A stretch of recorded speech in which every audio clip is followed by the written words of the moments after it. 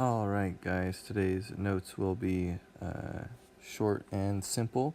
Today is our first day of notes in our new unit on functions, and there's a lot of similarities between functions and linear equations, and you're going to see a lot of those as we move throughout this unit. You should have already completed the introductory lesson where you talked a lot about what you already know about functions and what you're going to be learning. And so today we're just going to spend some time defining functions and looking at what makes up a function. So today's notes are going to be occurring on page 20 and 22.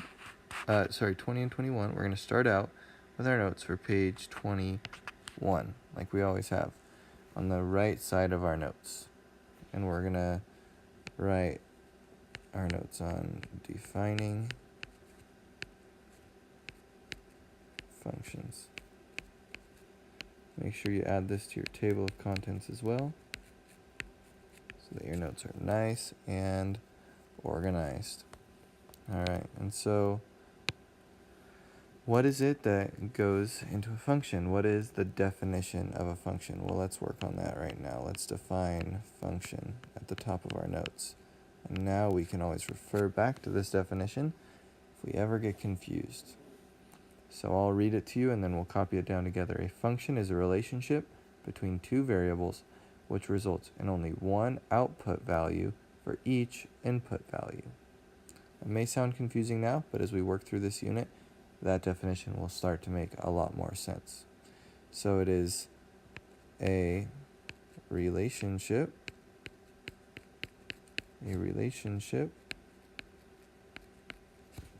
between two variables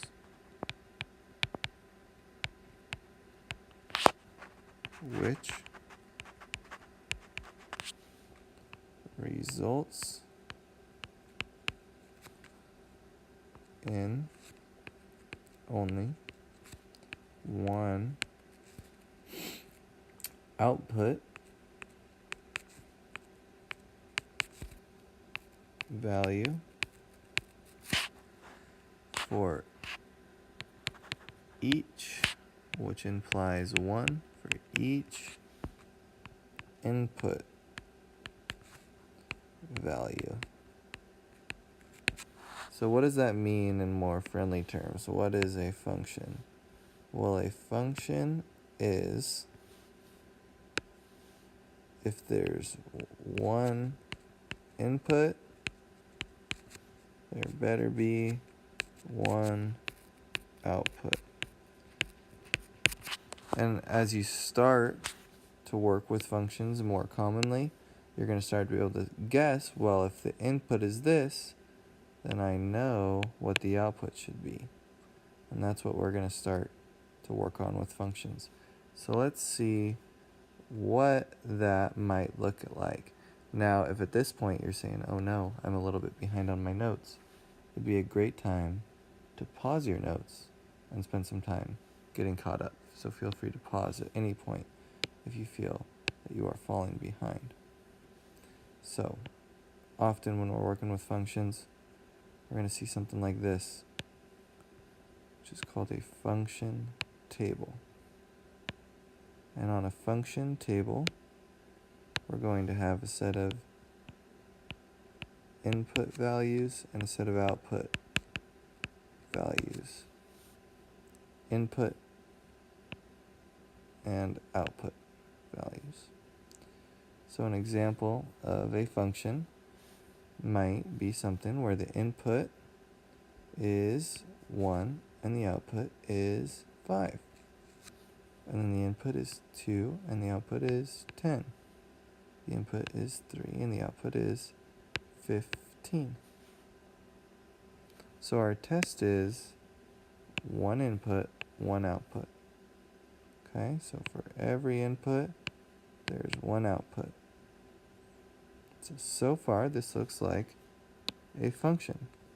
So now underneath this, I can write yes. Because for every input value, there's 1 output value. It is a function. Now we're also going to look at some that are not a function. So if we know for every input value there has to be one output value for it to be a function, then we can also probably determine what is not a function. So again, we have our input value and our output value. And maybe this time, if our input is 2, our output is 4. And if our input is 4, maybe our output is 6, or maybe it's 8. And then maybe if our input is 6, our output is 12. So is this a function? Well, right away there should be a red flag. We had one input, and we got 2 outputs. So that means nope. This cannot be a function because there was one input value to 2 output values. Now, as we move throughout this unit, we're going to spend more time with functions trying to identify what these patterns are and learning more about what functions do. But for today, all I need you to be able to do is be able to tell me, is this a function? Is this a function? Yes or no? And is this a function? Yes or no? Okay? This one was a function. And this one was not a function. So these are our notes on the right-hand side.